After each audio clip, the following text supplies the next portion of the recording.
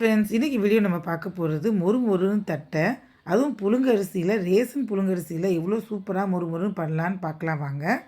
இங்கே பாருங்க, ரேஷன் புழுங்கரிசி தான் அது. நான் ஒரு 4-5 மணி நேரம் நல்லா அலம்பிட்டு ஊற வச்சுருக்கேன். அதே கிளாஸில் ஒரு அரை கிளாஸு கடலப்பருப்பு ஊற வச்சுருக்கேன். அப்புறம் கொஞ்சமாக ஜீரகம், ஒரு 7-8 பூண்டு, 4-5 வரமிளகா. இந்த ஜீரகத்துக்கு பதிலா நீங்கள் சோம்பு கூட போட்டுக்கலாம். நான் சோம்பு இல்லாதனால ஜீரகம் போட்டிருக்கேன். அவ்வளோதாங்க. அந்த அரிசியை நல்லா இப்படி பேஸ்ட்டு மாதிரி அரைச்சிக்கணும். வலுவலுன்னு தண்ணியே ஊற்றக்கணும், நல்லா கெட்டியாக அரைச்சிக்கணும். அப்புறம் 1 பை 1 எல்லாம் சேர்த்துடலாம். ஊற வச்ச கடலைப்பருப்பு, அப்புறம் இந்த ஜீரகம், பூண்டு, வரமிளகாய் சொன்னேன் இல்லையா, அதையும் இந்த மாதிரி குறை நல்லா அரைச்சிக்கலாம். அதையும் சேர்த்துக்கலாம் உள்ள. பொட்டுக்கடலை மாவு, இது ரொம்ப முக்கியம். இதுதான் கிறிஸ்பியாக நல்லா இருக்கும். ஒரு 4 கப்பு அரிசி சொன்னேன் இல்லையா, அது 1 கப்பு பொட்டுக்கடலை எடுத்துக்கணும். நல்லா மிக்சியில் கிரைண்ட் பண்ணி அதையும் சேர்த்துக்கலாம். அப்புறம் உப்பு, பெருங்காயம் தேவையான அளவு போட்டுக்கோங்க. கலருக்கு கொஞ்சமாக காஷ்மீரி சில்லி 1 ஸ்பூன் நான் சேர்த்துருக்கேன். இது ஆப்ஷனல் தான். உங்களுக்கு கலர் வேணுன்னா சேர்த்துக்கலாம், இல்லைன்னா நீங்கள் அவாய்ட் பண்ணிடலாம்.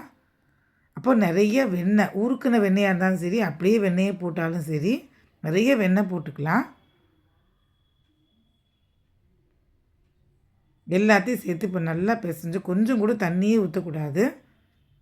அப்புறம் நல்லா குட்டி குட்டியாக கட் பண்ண கருவேப்பிலை போட்டுக்கோங்க. வாயில் கடி போடும்போது ரொம்பவே நல்லாயிருக்கும் டேஸ்ட்டு. நல்லா கெட்டியாக பிசைஞ்சுக்கலாம். அப்போது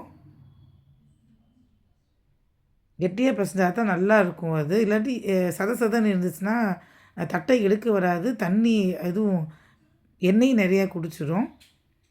அதே மாதிரி கடலைப்பருப்பு, வேர்க்கடலையே நல்லா வறுத்துட்டு 1-2 பொடிச்சு அதில் போட்டுக்கலாம்.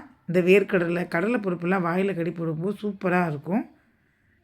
கொஞ்சமாக எண்ணெயும் நல்லா சூடாக்கிட்டு அந்த பொசுக்கு அந்த கொதிக்கிற எண்ணெயை அது மேலே ஊற்றிக்கோங்க.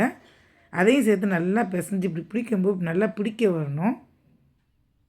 கரெக்டான பதத்தில் இருக்குது. இப்போது நல்லா இப்படி ஒரு துண்டோ இல்லை காட்டன் துணி ஏதோ நல்லா ரஃப்பாக இருக்கிற துணியை போட்டு இந்த மாதிரி நல்லா தட்டிக்கலாம். சூப்பராக எடுக்க வரும். அது உள்ளே இருக்க மாய்ஸ்சர் கொஞ்சம் இருந்தால் கூட அதை நல்லா அப்சர்வ் பண்ணிக்கும் அந்த துணி. ஸோ இந்த மாதிரி போட்டுங்க. பிளாஸ்டிக் கவர்லாம் சம்டைம்ஸ் தண்ணியாக போயிடுச்சுன்னா அது எடுக்க வராது. இந்த மாதிரி காட்டன் துணி எனக்கு இதுதான் பழக்கம். ஸோ 1 பை 1 இப்படி போட்டு எடுத்துடலாம். சூப்பராக மொறுன்னு தட்டை ரெடி ஆயிடுச்சு. நல்லா உப்பி சூப்பராக வரும். கலர் சேஞ்ச் ஆகிற வரைக்கும் போட்டுக்கலாம். 1 பை 1 அப்படி போட்டுக்கலாம். திருப்பி விட்டு கலர் சேஞ்ச் ஆனதுக்கப்புறம் எடுங்க. சூப்பரான மொறுன்னு தட்டை ரெடி ஆயிடுச்சு. இதே தட்டை நான் அரிசி மாவு வச்சும் பண்ணியிருக்கேன்.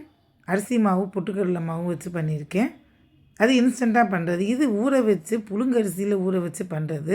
ரெண்டுக்கும் பெரிய வித்தியாசம் இருக்காதுங்க. சூப்பராக இருக்கும். சூப்பராக தட்டை ரெடி ஆயிடுச்சு. பாருங்கள் எவ்வளோ மொறுன்னு இருக்குன்னு.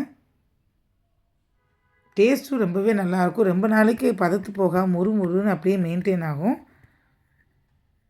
இதே மாதிரி ட்ரை பண்ணி பார்த்துட்டு கமெண்ட் பாக்ஸில் கமெண்ட் பண்ணுங்கள் ப்ளீஸ். ஃபீட்பேக் சொல்லுங்கள். சப்ஸ்கிரைப் பண்ணிக்கோங்க, லைக் பண்ணிக்கோங்க சேனலை. இந்த மாதிரி நிறைய பலகாரம், ஸ்வீட்ஸ் எல்லாமே என்னோடய சேனல் நான் போட்டிருக்கேன். சப்ஸ்கிரைப் பண்ணி பார்த்துக்கோங்க. தேங்க்ஸ் ஃபார் வாட்சிங்.